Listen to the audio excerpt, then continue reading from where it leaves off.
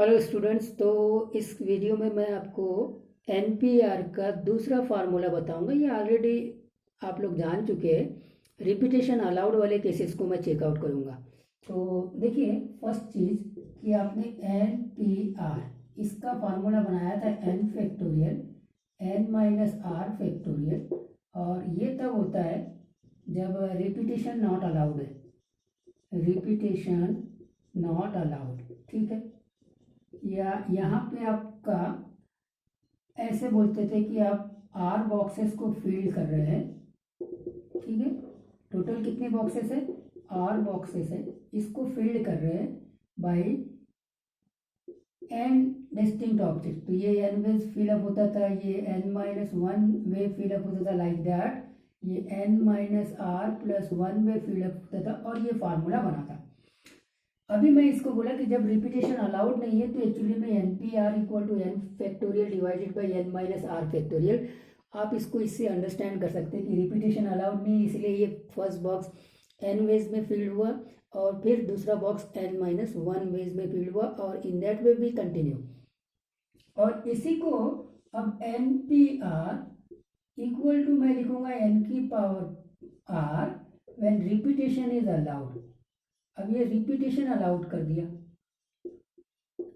Is allowed, ठीक है। अब जब रिपीटेशन अलाउड हो जाता है, इसका मतलब ये आर बॉक्सेस जो है, आर बॉक्सेस करेक्ट है। तो आर बॉक्सेस को हमको फिल करना है। आर बॉक्सेस ये यहाँ से आया, करेक्ट है। यहाँ जो जितना लिखा रहेगा उतने बॉक्सेस रहेंगे। तो इसको भी हम एन वेज में फिलअप कर सकते हैं, इसको भी हम एन वेज में फिलअप कर सकते हैं। Each boxes you can fill in n ways, so the total number of ways is n की power r, n into n up to the r times, right? That is n की power r. Got the point? ठीक है। तो अब आपने देखा कि जब रिपीटेशन अलाउड हो जाता है तो फिर एनपीआर का जो फॉर्मूला बन गया वो ये बन गया, n की पावर r। और रिपीटेशन अलाउड नहीं है तो एनपीआर का जो फार्मूला बना वो n factorial divided by n minus r का फैक्टोरियल, ठीक है। ठीक, तो अब इसमें और इम्पोर्टेंट पॉइंट्स क्या है उसको भी चेकआउट कर लेते हैं। ये बात होगी, जैसे डिजिट फॉर्मेशन के प्रॉब्लम्स है। तो फॉर्मिंग फाइव डिजिट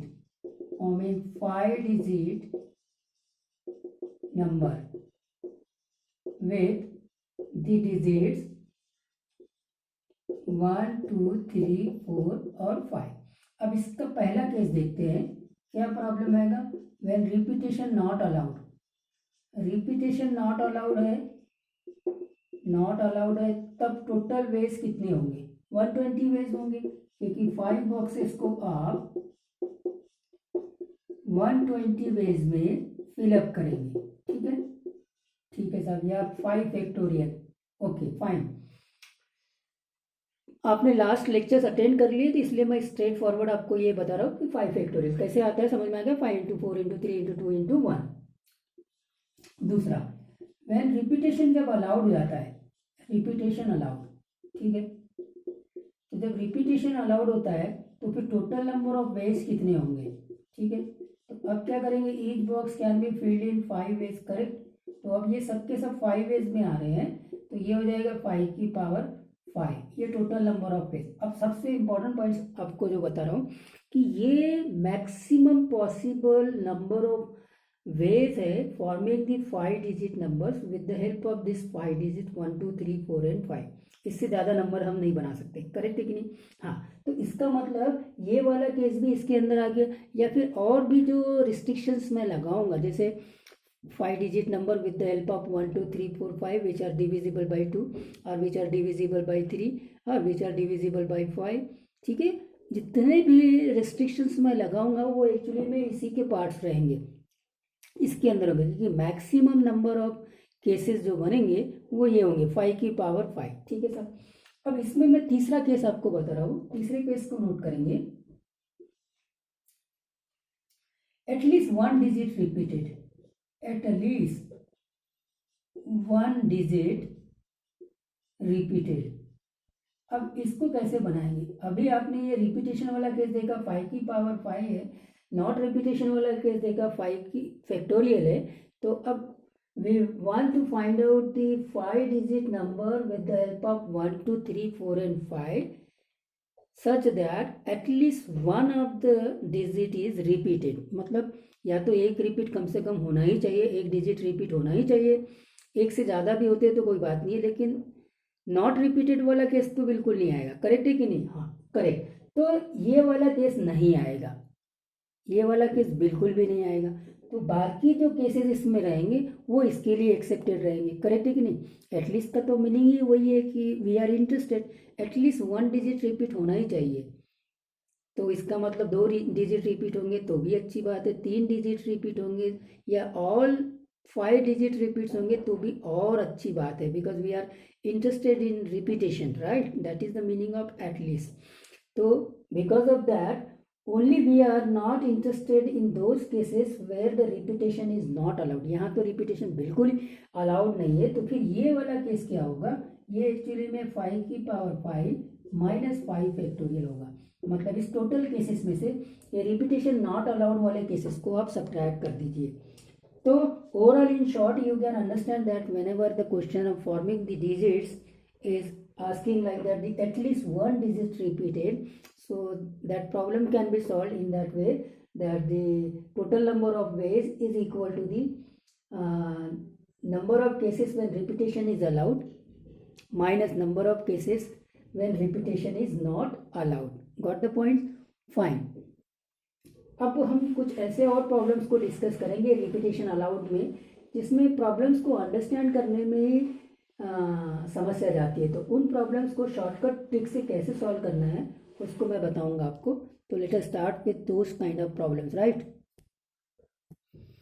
ओके, अब इन प्रॉब्लम्स को देखिए, ये प्रॉब्लम बहुत ही इंटरेस्टिंग होते हैं, रिपीटेशन अलाउड वाले प्रॉब्लम्स है ये। कैसा बोल रहा है question? A gentleman has 6 friend to invite, right? In how many ways can he send invitation cards to them if he has 3 servants to carry the cards. तो पहली बात तो आपको मैं बता दूं कि ऐसे क्वेश्चंस के आंसर 2 में से एक होगा, और वो कौन सा होगा बता देता हूँ।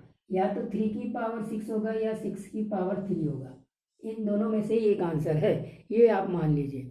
अब लेकिन यहाँ जो आइडेंटिफाई करना है कि एक्चुअली में 3 की पावर 6 है या 6 की पावर 3 है, उसके लिए क्या टेक्निक अप्लाई करनी है वो भी मैं आपको बताता हूँ। तो पहली बात, क्वेश्चन अंडरस्टैंड करने में प्रॉब्लम जाती है। 6 फ्रेंड है, उनको इनविटेशन कार्ड सेंड करना है, उसके पास में 3 सर्वेंट्स है। So how to make the boxes? Boxes कितने होंगे? क्या बॉक्सेस 3 होंगे? क्या बॉक्सेस 6 होंगे? और फिर बॉक्सेस को रिपीटेशन अलाउड वाले केसेस में हमको फिल करना है। तो टोटल नंबर ऑफ बॉक्सेस कितने होने चाहिए वो इम्पोर्टेंट है। अगर बॉक्सेस क्या बोलते हैं कि 6 है, तब तो ये वाला केस हो जाएगा। अगर बॉक्सेस 3 है तो ये वाला केस हो जाएगा। तो फिर बॉक्सेस 3 होंगे कि बॉक्सेस 6 होंगे, उसको आइडेंटिफाई करने के लिए मैं आपको ट्रिक बताता हूँ। पहले एक रेगुलर वे में बताता हूँ। यहाँ पे आ जाइए, ये हो गया रेगुलर वे। रेगुलर वे में क्या होगा कि he can send invitation to one friend, he can send invitation to one friend in 3 ways, isn't it? उसके पास में 3 सर्वेंट्स है, तो तीनों में से किसी एक को भी वो सेंड कर सकता है उसको इनविटेशन देने के लिए। इसका मतलब एक फ्रेंड को अगर इनविटेशन देना है तो वो 3 तरीके से दे सकता है। करेक्ट है कि नहीं? फाइन। तो इसका ये मतलब हुआ कि दूसरे को भी 3 तरीके से दे सकता है, तीसरे को भी 3 तरीके से दे सकता है, चौथे को भी, 5वें को भी और 6वें को भी। So he can send 3 ways invitation to each of his friend. Correct? अपने किसी भी फ्रेंड को वो 3 तरीके से दे सकता है। तो टोटल नंबर ऑफ वेज हमको मल्टीप्लिकेशन रूल लगाना पड़ेगा। मल्टीप्लिकेशन रूल क्यों लगाया? क्योंकि एक ही फ्रेंड को इन्विटेशन देना अभी वर्क नहीं है। कंप्लीट वर्क तभी होगा जब वो 6 जितने भी उसके फ्रेंड्स हैं सबको इन्विटेशन देगा। तो देयरफॉर मल्टीप्लाइड करेंगे तो 3 into 3 into 3 into 3 into 3, that is 3 की पावर 6। तो 3 की पावर 6 आंसर आएगा। जैसे मैंने बोला था कि 3 की पावर 6 या 6 की पावर 3, यही वाला केस होगा। ओके, अभी लेकिन मैंने इसमें बॉक्स मेथड नहीं लगाया है। करेक्ट है कि नहीं? अब मैं बॉक्स मेथड लगाने वाला तरीका बताता हूँ जो आसानी से आप कर सकते हैं। यहाँ आपको अंडरस्टैंड करने में प्रॉब्लम होगी। पहली बात मैंने बताया कि he can send the invitation to each of the friend in 3 ways because he has 3 friends. Correct है कि नहीं? किसी भी फ्रेंड को बोलेगा जाओ भाई, और किसी भी सर्वेंट्स को बोलेगा जाओ भाई इसको इन्विटेशन दो, तो 3 तरीके से वो इन्विटेशन दे सकता है, राइट। अब आते हैं बॉक्स मेथड पे। तो बॉक्स मेथड पे आपको कितने बॉक्स बनाने हैं, 6 बॉक्स बनाने हैं कि 3 बॉक्स बनाने हैं, उसको आइडेंटिफाई करने के लिए ये टेक्निक आप लाइए। देखिए, फ्रेंड 1 और फ्रेंड 2, ठीक है, और सेम सर्वेंट, ये एक केस हो गया। या फिर सर्वेंट 1 सर्वेंट 2 और फिर सेम फ्रेंड, ये मैंने पॉसिबिलिटीज बनाई।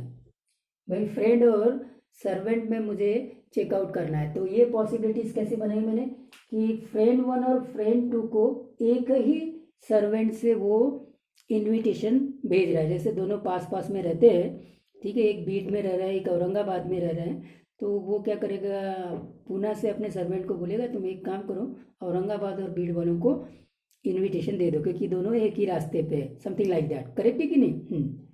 तो इसने क्या किया है, एक ही सर्वेंट को भेजा है, फ्रेंड 1 और फ्रेंड 2 को। ये एक केस। दूसरा केस, सर्वेंट 1 और सर्वेंट 2 सेम फ्रेंड को। अब सेम फ्रेंड को 2 सर्वेंट से वो इनविटेशन भेजेगा, ये तो नहीं है, ऐसा तो होता नहीं है भाई, इनविटेशन ही भेजना है तो किसी एक ही सर्वेंट से भेज सकता है।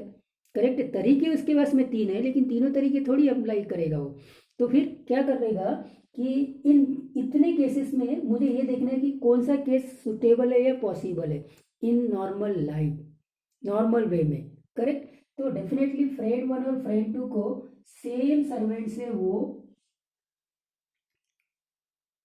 इनविटेशन दे सकता है। मतलब ये एक जेन्युइन पॉसिबल केस है और ये नॉट पॉसिबल केस है, मतलब ये जेन्युइन नहीं है, ठीक है कि नहीं। भेजने के लिए तो वो ऐसे भी कर सकते हैं, आपके पास में टाइम और पैसा ज़्यादा है, मगर हम नॉर्मल केसेस में देखेंगे तो ये ज़्यादा सूट करता है फ्रेंड 1 और फ्रेंड 2 को सर्वेंट से। तो अब ये केस होने से, अब यहाँ फ्रेंड है और यहाँ सर्वेंट है, तो बॉक्स किसके बनेंगे? तो इसीलिए अब ये जो इधर लिखा है ना फ्रेंड 1 और फ्रेंड 2, ये फ्रेंड के जितने नंबर्स होंगे उतने बॉक्सेस बनेंगे। तो फ्रेंड कितने हैं? 6 है, तो अब 6 बॉक्स हो गया, आपका काम खत्म। तो ये बॉक्स किसके कारण बने? फ्रेंड के कारण बने, और फ्रेंड के कारण क्यों बनना चाहिए उसको आइडेंटिफाई हमने इस तरीके से किया। Got the point? ठीक है, ओके साहब। अब इस फ्रेंड को 3 तरीके से, इस फ्रेंड को 3 तरीके से, जो आपने यहाँ किया था 3 3 3 3 और देयरफॉर 3 की पावर 6, ये आपका टोटल वेज हो जाएगा। करेक्ट है। आई होप दैट ये बात बिल्कुल पूरी तरह से क्लियर हुई होगी कि बॉक्स मेथड अप्लाई करने के लिए जो टेक्निक हम लोग यहाँ पे अप्लाई करते हैं वो टेक्निक यहाँ कैसे वर्क करती है। करेक्ट है, ये बॉक्स मेथड आपको करेक्ट आंसर तक आसानी से क्विकली पहुँचा देगी।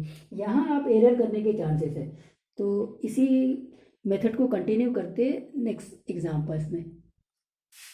और अब इस क्वेश्चन को देखिए, यहाँ क्या बोलता है, in how many veg 3 prizes can be given away to 7 boys when each boy is eligible for any of the prizes। तो 3 prizes है और 7 boys है, तो आंसर इन 2 में से होगा स्टूडेंट, 3/7 और 7/3।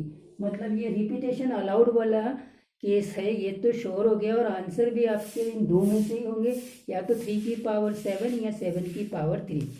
अब मैं बॉक्स मेथड लगाऊंगा, तो बॉक्स मेथड लगाने के लिए मुझे वो फॉर्मेशन करके देखना है कि कौन सा फॉर्मेशन सूट करता है नॉर्मल वे में। तो ठीक है साहब, प्राइस 3 है तो प्राइस 1 ले लीजिए और प्राइस 2 ले लीजिए, ठीक है, और बॉयज 1 ले लीजिए, सेम बॉय, और फिर बॉय 1 ले लीजिए, बॉय 2 ले लीजिए, और फिर सेम प्राइस ले लीजिए, ठीक है। तो अब देखो प्राइस 1 और प्राइस 2 एक ही बॉय को मिल सकता है, ये पॉसिबल है, दोनों प्राइजेस उसने जीत लिए। लेकिन 2 बॉयज को एक ही प्राइस दिया है, ये पॉसिबल नहीं है इन नॉर्मल सिचुएशन। मैं पहले भी बोला एक नॉर्मल सिचुएशंस के बारे में हम बात करेंगे, तो इसका मतलब ये केस पॉसिबल है। तो प्राइस जितने होंगे उतने बॉक्सेस होंगे। बोलो प्राइस कितने हैं? 3 है, तो बॉक्सेस कितने होंगे 3। तो इस बॉक्स को भी 7 में से, इस बॉक्स को भी 7 में से, इस बॉक्स को भी 7 में से, फाइनली आपका आंसर आएगा 7 की पावर 3। ठीक है, रिपीटेशन अलाउड है, मतलब एक प्राइस को आप 7 तरीके से डिस्ट्रीब्यूट कर सकते हैं। अभी बात समझ में आ गई होगी। 7 बॉयज है, मतलब ये 7 बॉयज में से कोई भी उस प्राइस को जीत सकता है, करेक्ट है कि नहीं। तो 7 तरीके से, सेम इधर, करेक्ट। नेक्स्ट प्रॉब्लम चेकआउट करते हैं।